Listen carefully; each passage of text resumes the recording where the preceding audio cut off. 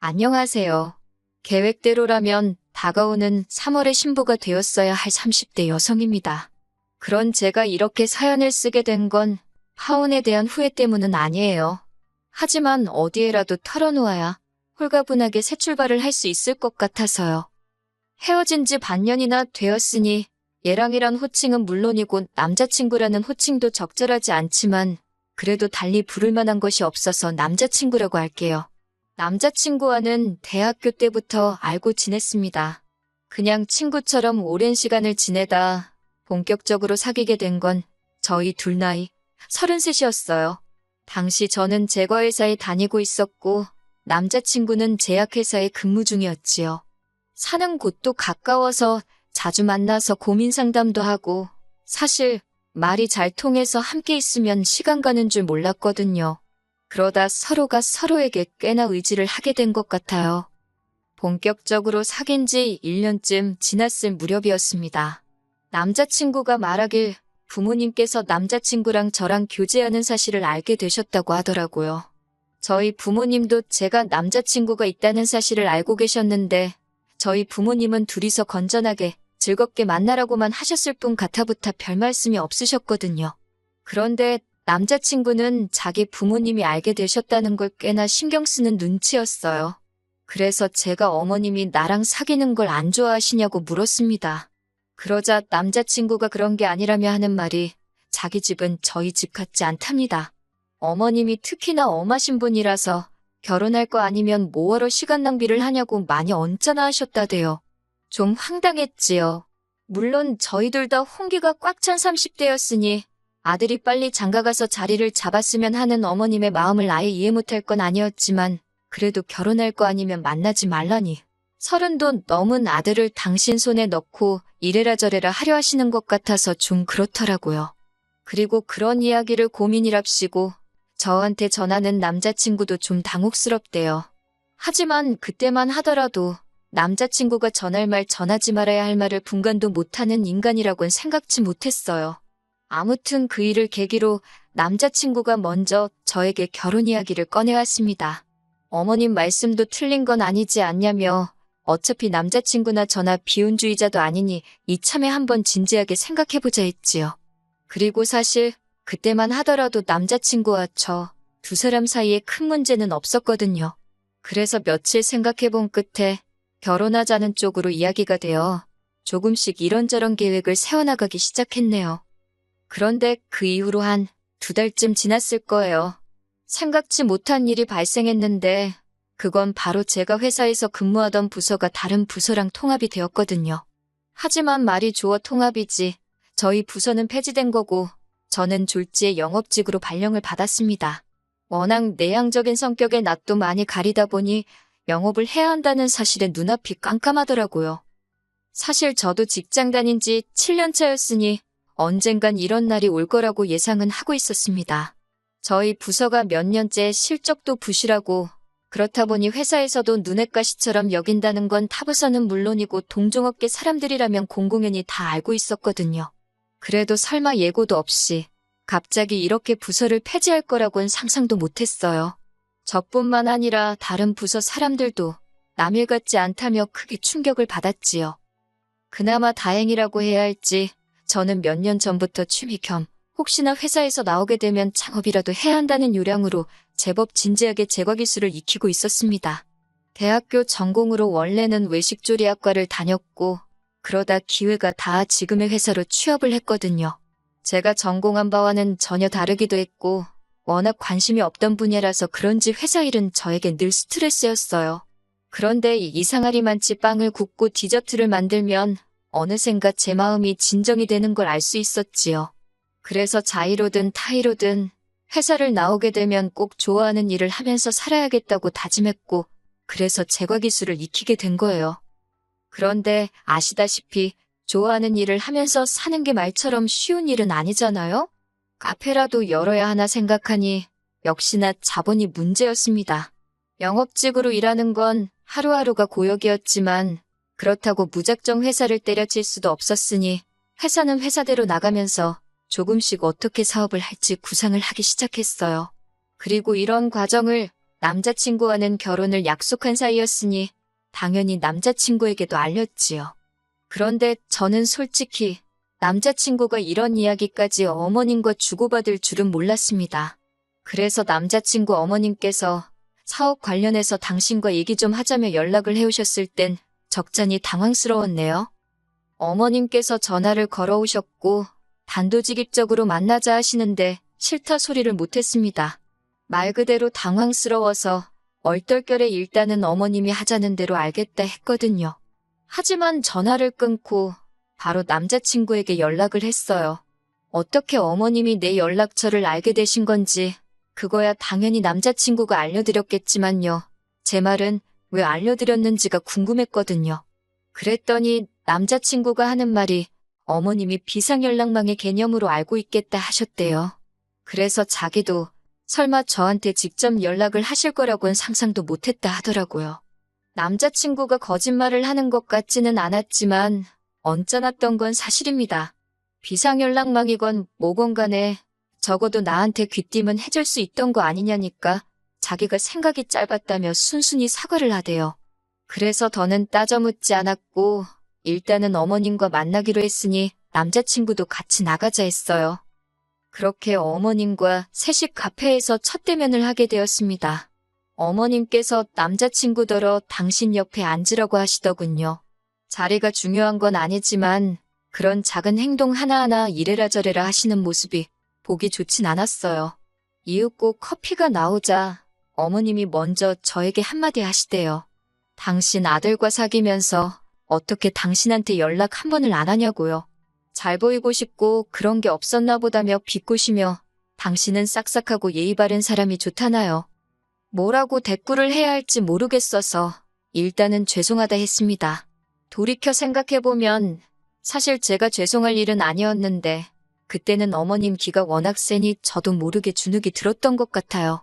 남자친구도 어머님 떨어 걱정 말라며 제가 앞으로 잘할 거라고 그러는데 왠지 설명할 수 없는 불쾌한 기분이 들대요. 이후로도 어머님께선 비슷한 어투로 잔소리를 좀 더 하셨습니다. 저는 그냥 말없이 내내하며 듣고만 있었고요. 그러다 어느 정도 어머님도 할 만큼 했다 싶으셨는지 저를 만나자 하신 본론을 꺼내셨습니다. 남자친구가 정확히 뭐라고 이야기를 한 건지는 모르겠는데 제가 남자친구랑 동업을 하고 싶어 하는 걸로 알고 계시더라고요. 그러면서 하시는 말씀이 그 사업 자금을 어머님이 대주시겠답니다. 생각지도 못한 이야기에 뭐라고 대답을 해야 할지 모르겠더군요. 사실 자본만 해결이 되면 저는 제 실력에도 자신이 있었기 때문에 안정적으로 카페를 운영해 나갈 자신이 있었거든요. 그렇다고 제가 돈이 아예 없었던 건 아니에요. 직장 생활하면서 돈을 모으긴 했으니까요. 다만 사업을 하려면 몇천 가지고 되는 건 아니잖아요. 그 돈은 제가 시집갈 때 필요한 돈이기도 했고요. 그래서 솔직히 대출을 받아야 하나 어째야 하나 이래저래 걱정 근심이 많았는데 갑자기 남자친구 어머님이 한 번에 해결해 주시겠다 하니 가놓고 말해서 대박이란 생각과 동시에 이게 맞는 건가 싶더라고요. 그래서 남자친구와 남자친구 어머님께 일단 감사하지만 생각 좀 해보겠다 했습니다. 집에 돌아와 곰곰이 생각을 해봤어요. 어차피 결혼할 사이니 같이 사업을 하는 게 나쁜 건 아니라는 생각이 들긴 하대요. 하지만 동시에 계속해서 찜찜한 마음이 사라지질 않더라고요. 어머님 성격도 보통이 아니신데 제가 그 도움까지 받으면 사업하는 내내 어머님한테 이리저리 끌려다닐 게 안 봐도 뻔했으니까요. 그래서 결국 이튿날 남자친구에게 호의는 감사하지만 거절한다고 전해달라 했습니다. 그랬더니 남자친구가 뭐가 문제냐며 그러지 말고 같이 하자고 절 조르더라고요. 저더러 너무 어렵게 생각하지 말라면서 계속 거듭해서 저를 설득했어요. 그리고 결국 남자친구의 성화에 제가 두 손 두 발 다 들었습니다. 어머님의 도움을 받아 같이 가게를 열자고 이야기가 됐지요. 하지만 이후로 제가 우려했던 상황이 조금씩 벌어졌습니다. 가게 자리를 보러 다니려 하니 어머님은 무조건 당신이 같이 다니겠다 하시더라고요. 제가 생긴 게 맹주 같고 말투가 어리숙해서 남들한테 눈탱이를 맞을지도 모른다고요. 면전에 말을 그렇게 하는데 누가 기분이 좋겠어요. 저도 그때는 빈정이 상해서 맹추같이 생겼다니 무슨 말씀을 그렇게 하시냐고 받아쳤습니다. 저희 어머니가 어머님 아들더러 멸치 같다고 하면 좋겠냐고요. 그리고 이 일로 초반부터 저랑 어머님 당연히 틀어졌어요. 남자친구가 어머님하고 무슨 일이 있었냐며 어머님께서 남자친구더러 저하고 사업하지 말라고 돈 대주기 싫다고 하셨답니다. 저도 그 돈 필요 없다고 어머님이 나더러 맹추같이 생겼단다고 들었던 말 그대로 전했어요. 그러자 남자친구 하는 말이 그건 그냥 하는 소리래요. 자기 어머니가 원래 순해 보이는 사람한텐 항상 맹추같이 생겼다고 한다나요? 그게 변명이냐고 남자친구랑도 대판 싸웠네요. 그리고 한 일주일쯤 지났을 때 어머님이 먼저 당신은 별뜻 없이 한 소린데 제가 그렇게 기분 나쁘게 들을지 몰랐다며 그런데 저도 어른이 한마디 한 게 기분 나쁘다고 그렇게 받아치고 그러면 못 쓴다는 사과 같지 않은 문자를 보내셨대요. 그리고 그땐 저도 회사 일부터 시작해서 남자친구와의 다툼으로 인해 스트레스도 많이 받고 정말 심적으로 육체적으로 힘들었거든요. 그래서 어머님이 그렇게 문자를 보내신 것만으로도 감사한 일이라고 제 스스로 세뇌를 시켰어요. 그리고는 얼렁뚱땅 남자친구와도 화해를 하고 다시 사업 준비도 진행해 나갔네요. 사업은 저와 남자친구가 하지만 어머님 입장에서는 어쨌든 큰돈이 나가는 일이니 결국 자리를 보기 위해 같이 다니게 되었습니다. 그런데 어머님의 막말은 때와 장소를 가리지 않더라고요. 어머님 말씀으로는 이렇게 말을 해야 사고 좋은 매물을 보여준다면서 부동산에 매물을 보러 들어갔다 하면 무조건 저를 가리키면서 쥐뿔도 없으면서 사업을 한다고 까불어서 걱정이라고 그러니 좀 사정 좀 봐달라고 그러시는 거예요. 제가 막말로 쥐뿔이 있는지 없는지 아무것도 모르시면서 그저 제가 어머님의 도움을 받아 사업을 하게 될지도 모른다는 이유로 저를 깔보시는 게 너무 화가 나대요. 결국 그렇게 한 3주 가까이 같이 자리 보러 다니다가 안 되겠다 싶어서 말씀 좀 그렇게 하지 마시라 했어요. 그랬더니 어머님은 또 저더러 예민하다 어떻다. 듣다 보니 정말 치사하단 생각이 너무 들대요. 결국 사업을 안 하면 안 했지 어머님 돈으론 안 하겠다고 결론을 내렸어요. 그런데 딱 그 결정을 전달하려던 날 어머님이 자리를 계약했다고 연락을 해오셨습니다. 설마 했는데 결국 저와는 상의도 없이 어머님 마음에 드는 곳을 고르셨더군요. 남자친구는 남자친구대로 그래도 자기 어머니가 보는 눈이 있으시다고 믿고 따라가라는데 그 소리도 어찌나 듣기가 싫던지요. 너무 실망스러웠지요. 그러다 결국 어머님과 한바탕 목소리 높여 싸우게 되었습니다. 파혼의 결정적인 이유이기도 했고요. 가게 인테리어를 진행하면서 어머님께서는 더더욱 제 의견을 무시하기 일쑤였어요. 일단 인테리어도 당신이 아는 곳이 있다 하셨는데 알고 보니 어머님 애인이 하는 곳이대요. 어머님 아버님이 별거 중이라고만 들었지 이혼을 하셨다거나 아버님이 돌아가셨다는 이야기는 들은 적이 없습니다. 그런데 애인이라니 제가 보수적이라 그런지 좀 거북하고 불편하대요.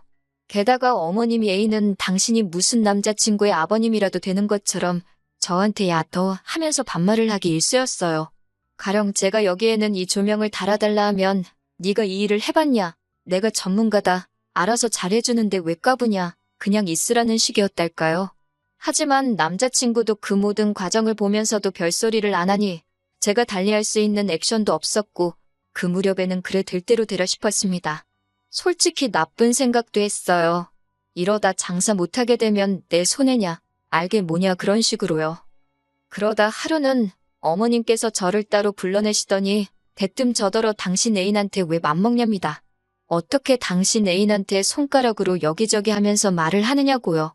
아니 천장이라던가 구석이라던가 어딘지 알려드려야 돼서 손가락으로 가르친 건데 그게 문제가 될 거라고는 생각도 못했습니다.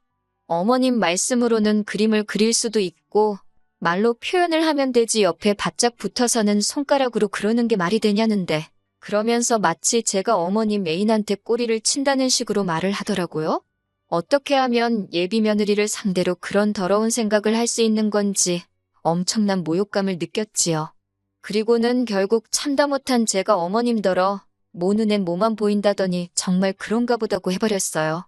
그리고는 어머님 아들하고 사업 안 해도 그만이라고 안 하겠다고 소리를 질렀네요. 처음부터 제가 하고 싶다고 조른 사업도 아닌데 제가 왜 이런 꼴을 당해야 하는지 모르겠다고 어머님도 상식적으로 행동하시라 했지요. 그랬더니 어머님이 저더러 그러고도 자기 아들이랑 결혼할 생각이냐고 어림도 없대요. 그래서 저야말로 어머님 아들, 어머님 때문에 조도 안 갖는다고 했어요. 화가 나서 그런 건지 얼굴이 있는 대로 빨개진 어머님이 자기야 나와보라며 인테리어 사장님을 불러대시대요. 사장님이야 어머님 애인이니까 당연히 쫓아나와서는 무슨 일인지는 몰라도 젊은 사람이 왜 어른한테 그러냐고 대뜸 제 탓을 하시더라고요. 제가 열받아서 제3자는 좀 빠지라고 했습니다. 아버님도 아니고 가서 하던 인테리어나 잘 아시라고요. 어머님이 제 뒤통수에다 대고 욕을 막 하시는데 오히려 기분은 후련했어요. 동시에 남자친구랑 완전히 끝났다 생각하니까 아쉬운 마음보다는 이제 이런 거지 같은 일을 안 겪어도 된다는 생각에 홀가분했다고 할까요? 그리고 그렇게 집으로 돌아오는데 남자친구한테 미친 듯이 전화가 걸려오대요. 처음에 한 대여섯 통은 그냥 무시했는데 도대체 하고 싶은 말이 뭔가 궁금하기도 해서 결국엔 받았습니다. 그랬더니 대뜸 도대체 무슨 소리냐고 사업이고 결혼이고 안 한다는 게 무슨 말이냐고 울며불며 따지더라고요. 그래서 니네 엄마한테 물어보라 했습니다. 내가 뭐가 아쉬워선 니네 엄마 그 지랄 같은 성질 다 맞추고 하다못해 니네 엄마 애인인지 뭔지한테까지 비위를 맞춰야 하냐고 거기다 니네 엄마가 내가 니 새아빠인지 니 엄마 애인인지한테 꼬리를 친다는 개소리까지 들었다고. 명예훼손으로 고소 안 하는 걸 다행인 줄 알라고 정말이지. 따다다다 쏘아댔어요. 그랬더니 남자친구가 이대로 못 끝낸답니다. 두고 보라나요? 솔직히 두고 보라는 사람 무서울 거 없다잖아요. 저도 그랬어요. 그나마 다행인 건 정말로 남자친구와 헤어졌다는 사실이 슬프기도 했지만 한편으론 두고 보라는 남자친구의 마지막 말 덕분에 금방 마음 정리를 할 수 있었다는 거예요. 처음 한 달은 마음이 복잡했지만 지금은 어느 정도 회복이 된 것 같아요. 그리고 두고 보자던 남자친구는 하루가 멀다 하고 저에게 미안하다고 연락을 해옵니다. 저만 돌아와 준다면 어머님하고는 연을 끊고 살 거라나요. 연을 끊던 연을 날리던 전 아무런 관심이 없고요. 함께한 시간을 생각하면 억울하고 속상하지만 그래도 식장 들어가기 전에 이 구렁텅이에서 빠져나와서 다행이다 싶어요. 저는 일단 영업일이건 뭐건 간에 제가 처한 상황에서 최선을 다해 볼 생각입니다. 그리고 내년쯤 제 힘으로 사업을 시작할 거예요. 사업이 어느 정도 안정이 되면 한번 인사드리러 돌아오겠습니다. 그때는 좋은 이야기를 가지고 올게요.